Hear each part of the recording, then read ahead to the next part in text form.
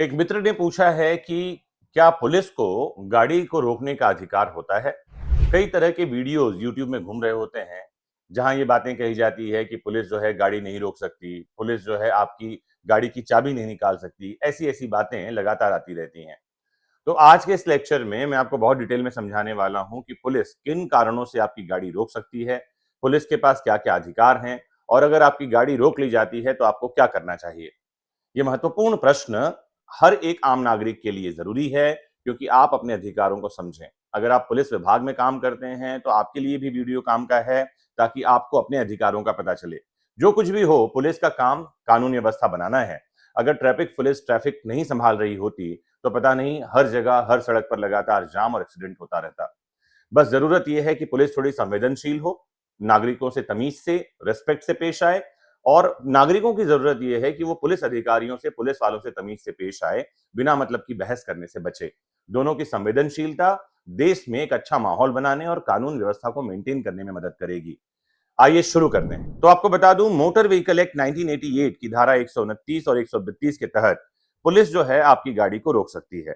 साथ ही पुलिस ये भी जांच कर सकती है कि क्या वाहन चालक के पास वैध दस्तावेज हैं, क्या चालक नशे की हालत में तो नहीं है, क्या वाहन का रजिस्ट्रेशन और बीमा भी है और है तो वैध है क्या, वैलिड है क्या, क्या कोई ट्रैफिक नियम का उल्लंघन तो नहीं हुआ है। इतनी बातों को जांच करने के लिए पुलिस आपकी गाड़ी को रोक सकती है। पुलिस जब कभी भी गाड़ी रोके तो शांत रहें, घबराएं नहीं। पुलिस अधिकारी से उनका पहचान पत्र दिखाने के लिए कह सकते हैं। अगर पुलिस द्वारा कोई कारण बताया जाता है तो शांतिपूर्वक उसकी पुष्टि करनी चाहिए। अगर आपके पास कोई दस्तावेज है तो दस्तावेज दिखाने चाहिए। अगर पुलिस आपको रिश्वत देने के लिए मजबूर करे तो तुरंत हेल्पलाइन नंबर पर शिकायत कर सकते हैं। और यदि आपके पास उस समय कोई डॉक्यूमेंट नहीं है, मतलब जैसे मान लेते हैं आपके पास सिर्फ ड्राइविंग लाइसेंस है, पुलिस और डॉक्यूमेंट दिखाने की मांग कर रही है, तो आप सीधे कह सकते हैं कि मेरा कोर्ट चालान बना दें। कोर्ट चालान का मतलब है कि आपको इमीडिएटली वहां कोई पैसा नहीं भरना पड़ता और जो कोई भी डॉक्यूमेंट नहीं मांगे जाने के कारण अगर चालान बनाया जा रहा है तो आपके पास 15 दिन का समय होता है। आप मजिस्ट्रेट के सामने पेश होकर के वो डॉक्यूमेंट दिखा सकते हैं। या किसी और गलत कारण से पुलिस आपको धमका रही है, चालान बनाना चाह रही है, तो आप कह दें कि मेरा कोर्ट चालान बनाएं और कोर्ट में जाकर आप अपने दस्तावेज दिखा सकते हैं, बातों की पुष्टि कर सकते हैं कि आपका गलत चालान बनाया गया है और आपको जुर्माना भरना नहीं पड़ेगा। एक प्रश्न ये भी आता है कि क्या पुलिस गाड़ी की तलाशी ले सकती है? तो आपको बता दूं, बीएनएसएस के अनुसार पुलिस किसी भी वाहन की तलाशी लेने का अधिकार रखती है, लेकिन इसके लिए पुलिस के पास ठोस कारण होना चाहिए। अगर पुलिस को कोई डाउट है कि आपके गाड़ी में कोई अवैध सामग्री है तो वो जांच कर सकती है। आपको बता दूं कि पुलिस जो है आपके वाहन की तलाशी लेना चाहती है तो उसे आपके सामने वारंट भी दिखाने की जरूरत होती है। अगर पुलिस बिना किसी वारंट के आपकी गाड़ी की तलाशी ले रही है तो इसका विरोध किया जा सकता है और उच्च अधिकारियों से शिकायत की जा सकती है। बिना ठोस कारण के पुलिस आपकी गाड़ी में नहीं घुस सकती है, ना ही आपकी गाड़ी की मनमानी तलाशी ले सकती है। ध्यान रखना है, इसके लिए वारंट की जरूरत है, तलाशी वारंट की। फिर अगला एक प्रश्न पर चलते हैं कि ड्रिंक और ड्राइव मामले में पुलिस क्या कर सकती है। तो मोटर व्हीकल एक्ट 1988 की धारा 185 है। इसके तहत कोई भी व्यक्ति जो 30 mg से यानी कि 100 ml से अधिक के शराब के प्रभाव में गाड़ी चला रहा है तो उसे पुलिस रोक सकती है। मतलब एक बार समझना है कि केवल नशे की हालत में होना अपराध नहीं है।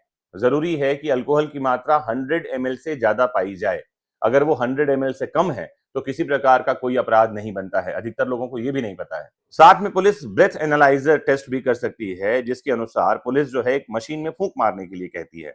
अगर कोई व्यक्ति नशे की हालत में पाया जाता है तो पुलिस के पास गिरफ्तार करने का भी अधिकार है, आपको जानना चाहिए, और 10,000 रुपए तक का जुर्माना पुलिस लगा सकती है। फिर एक साधारणतः लोग प्रश्न पूछते हैं कि पुलिस किन परिस्थितियों में गाड़ी जब्त कर सकती है। तो अगर वाहन के दस्तावेज पूरे नहीं हैं तो पुलिस को गाड़ी जब्त करने का अधिकार है। मोटर व्हीकल एक्ट के सेक्शन 207 के तहत पुलिस को यह अधिकार मिलता है।